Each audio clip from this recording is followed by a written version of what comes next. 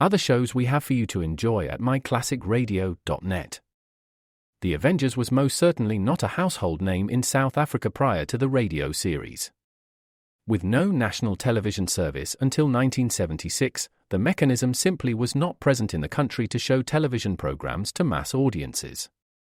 While many other countries reveled in the filmed adventures of John Steed and company, South Africa was not equipped to join in the fun. The series took Britain by storm and made a major impression in the American markets, being that greatest of rarities, a British series given a network transmission slot.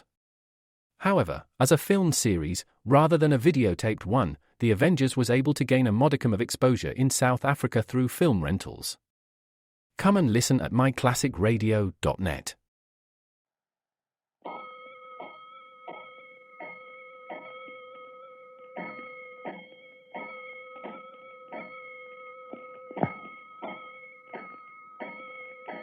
Five bells.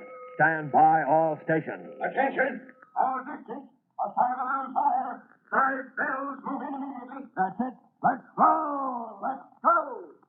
Firefighters!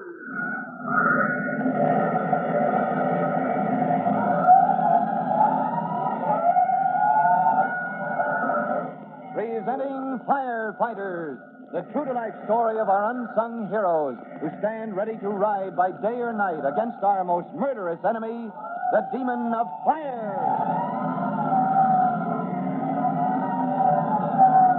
In just a minute, we'll drop into the fire rescue station where Tim Collins and his friend Mush Mushnotsky are casually shooting the breeze about firefighting in the old days, blissfully unaware that the toughest rescue job of their careers, as well as the strangest, is just about to tap in. A rescue job that has both a humorous side and its dangers as well. Now, we'll begin to learn all about this newest Tim Collins adventure just as soon as we've heard this interesting message.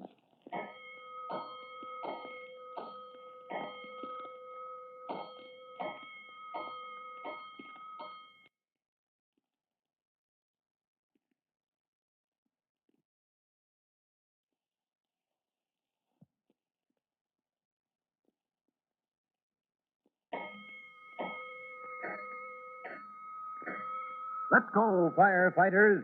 Let's go to Fire Rescue Station where Tim Collins and his rescue buddy, Private Mushnotsky, are passing the time with a little talk about old-time firefighting, little realizing that they're about to roll to the most difficult and strangest rescue call of their career. Right now, Mushnotsky is saying to Tim, You think we got a tough fighting fires nowadays. You ought to be a smoke eater back around 1900. Oh, I know all about those days. My father, Ben Collins, was a rookie around about that time. I remember he used to say they had to pump their own water. Yeah.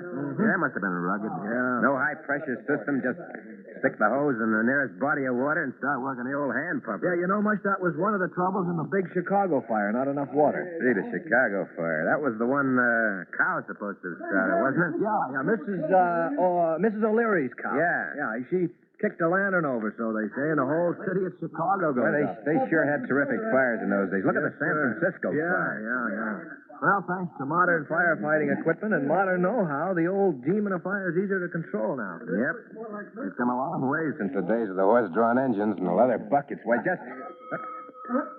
Hold it. That's us. Down by the riverfront. Yeah, let's go, boys. Waterfront, huh? Wonder what's cooking down there this time. I just hope it's nothing to do with counterfeit plate. Brother, I've had enough of that. We'll soon find out. Let's go! Forgetting the old days of firefighting, Tim, Mush, and their rescue buddies ride the big rescue truck down to the river docks, running over in their minds as they ride all the emergencies that might demand their skill.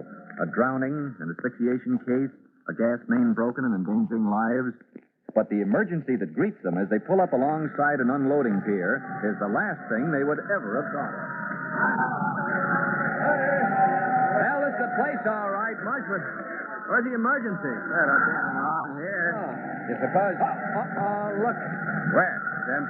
Up the side of that building. That's our emergency. Huh? Monkeys. Yeah. By golly, you're right. Monkeys by the dozen. Swarming all over the place. Where do you suppose they came from? Got me. One thing's certain, they're not supposed to be climbing all over that building. No, now, if they were sparrows or even cats, that'd be different. They're native to the city, but monkeys.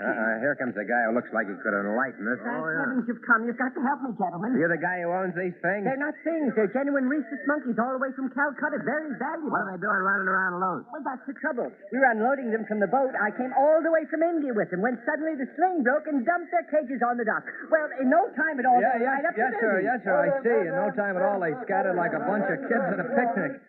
Yeah, I haven't seen so many monkeys since I last visited the zoo. We must catch them, gentlemen, and very soon. You see, they're experimental monkeys, shipped to this country in connection with certain tests. And it's up to us to get them back in their cages, huh? Did you think you can? Well, this is the first time I ever had a call like this.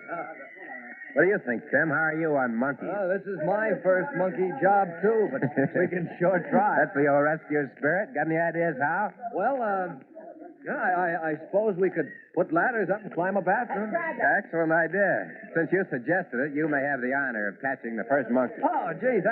Oh, go on. Come on, give me a hand with this ladder, you guys. And please hurry. All right, After let's go. caring for the little fellas all the way from India, I can't lose them now, gentlemen. Oh, boy. Get them. Them to stop them all. Anything can happen in rescue. Oh, boy, you are just saying it. Who'd have thought You join the fire department to become a protector of public life and property. You wind up a nursemaid to a bunch of monkeys. Mush is right. Anything can happen in the rescue company, even monkeys. But as ridiculous as the situation seems, the boys are still faced with the problem of how to get their hands on several dozen small and slippery animals and return them to their cages before their keeper, Lem Lang, goes to pieces altogether. Well, right now, we find Tim slowly advancing up a ladder toward a ledge where sits a small, bright-eyed monkey. Tim is carefully watching the monkey, and the monkey is carefully watching Tim. Mush is coaching from the ground. Okay, easy does it, boy. Just sneak up on it. Oh, shh. I know what I'm doing. You just watch. Just a foot or so more, and Mr. Monkey will... Grab it. Oh, doggone it. I missed it. Don't fall there. Hey. Oh, darn, that's the fifth one that's got away. Come on down. It's pretty clear that this is not the way to catch monkeys. Yeah. Well, we got to think of something else. Well, how about it, Mr. Lang? Have you got any ideas? Well, now, let me see. Well, monkeys do like bananas. Bananas! Yes. Of course, that's what we need. Mush, why didn't I think of that before? Yeah, the rescue truck has just about everything, but I'm afraid bananas is one piece of equipment that we don't have. Yeah, all right. Don't give it another thought. I'll run over to the fruit stand across the street, and then I'll bet we begin to catch monkeys. There's one thing about Tim. He's never licked. Even though the fire department's manual of instruction neglected to include a chapter about monkeys control, Tim is determined to find a way to corral Mr. Lang's little friends. And now, armed with a handful of bananas, Tim is closing in on a monkey which is swinging casually from a neon restaurant sign. Mush, as before, is coaching from the ground. Steady now, steady. Don't scare it. Now, you just get that cage ready. I'll tend to things up here. All right, come on. Nice monkey. Monkey. Yeah, here's a nice banana, monkey. Here's a nice yellow banana. That's it, monkey. Just reach a little more. That's it. Oh, that little son of a gun. What happened? He grabbed the banana and ran off. Oh, dear, I'm afraid we'll never catch them after all these months. And what will Mr. Jackson say, I wonder? Better come on down, Tim. We'll try to think of something else. Yeah? Hey, who's Mr. Jackson? Why, he's the man who ordered the monkeys, the gentleman who's due any minute to pick them up. Well, I have a tough time doing it, I'm afraid. Unless he's a better climber than we are. Oh, gosh, this is really getting me down much.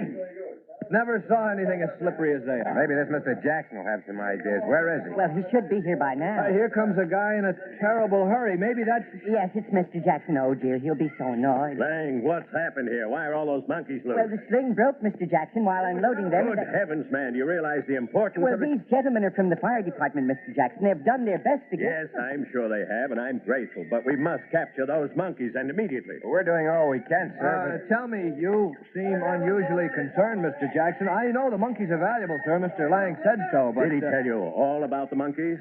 Oh, what do you mean, sir? I see that he didn't. These monkeys were specially imported from India to be used in a very important medical experiment, live. The lives of a great many people depend upon experiments these monkeys will be used in. You mean they're to be used as sort of guinea pigs? That's right. The doctors are on the verge of cracking the mystery of one of our most deadly maladies. These monkeys are vital if their experiments are to be successful. Oh, well, tell me, sir, are these monkeys really that important? I mean, will catching them or losing them mean the difference maybe between life or death or, well, to some people? They most assuredly mean just that, sir. Oh, well, in that case, sir, the fire department will do everything in its power to capture them, Mr. Jackson. Tim, you know what I think? What's that, Mush? I think we'd better get Chief Cody over here on the double. Well, it looks like what started out to be a hilarious lark has turned into an urgent job for the rescue company. Monkeys are fun, but when capturing them only means the difference between success and failure in an important medical experiment, well, that's serious business. Now, to learn what happens when Chief Cody arrives on the scene, be sure to listen to the next true-to-life episode of The Firefighters.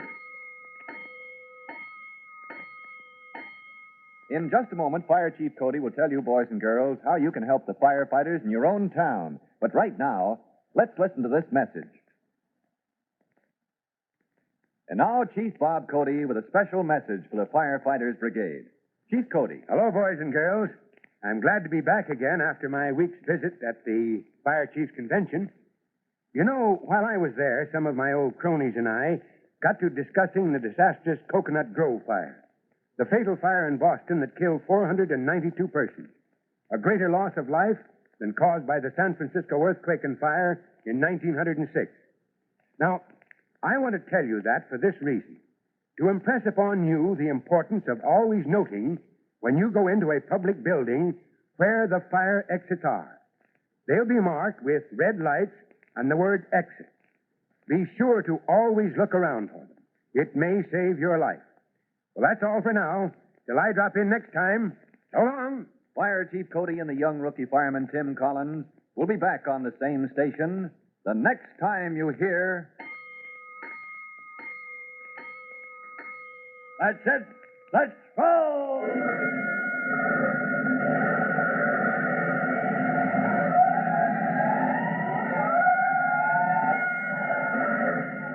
Let's go! Firefighters!